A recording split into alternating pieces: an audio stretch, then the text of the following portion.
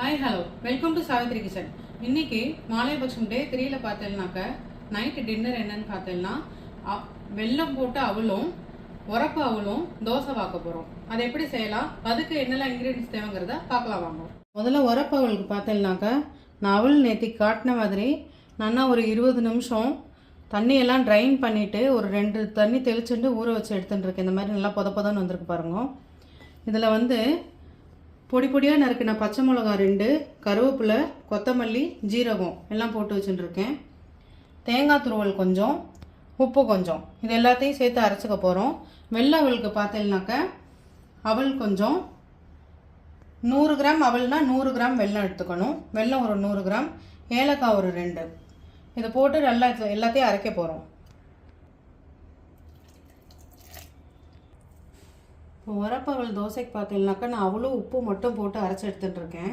இப்போ அடுத்து வெள்ளை அவலுக்கு பார்த்தீங்கன்னாக்கா அவல் போட்டுண்டு இது கூடயே மிக்சியிலையே வெல்லமும் தண்ணியும் விட்டுண்டு அரைச்சிக்கலாம். இப்போ நம்ம உரப்பவலுக்கு தேங்காய் அரைச்ச அவலில் தேங்காய் நான் நல்லா ஒரு மூடி தேங்காய் துருவின்னு இருக்கேன். அதில் வந்து அரை மூடி தேங்காய் அதில் சேர்த்துக்க போகிறோம். இந்த நறுக்கி வச்சோம் இல்லையா பச்சை மிளகா, கருவேப்பிலை, கொத்தமல்லி, ஜீரகம், அதையும் இதில் சேர்த்துட்டு நல்லா மாவு கலந்து விட்டுக்கலாம்.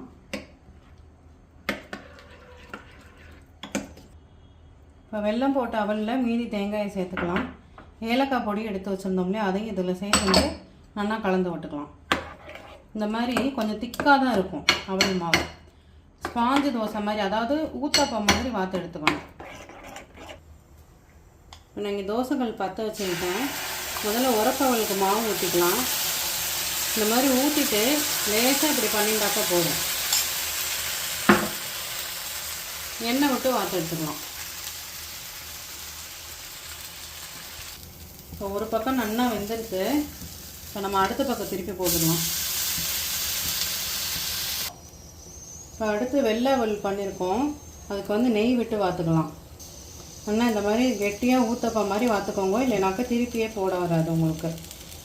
துளி வேணும்னா, சுத்தமாக வரமாட்டேங்கிறது அப்படின்னு நினச்சேன்னாக்கா துளி வேணும்னா அரிசி மாவு கலந்துக்கோங்க. இன்றைக்கி நான் செஞ்ச மாதிரி இந்த மாதிரி 2 அவல் பண்ணி தோசை வாத்து நீங்களும் செஞ்சு பாருங்க. ஒரு நாளைக்கு நம்ம இந்த மாதிரி ஒரு டிஷ் வந்து பண்ணி சாப்பிட்டுக்கலாம். தேங்க்யூ.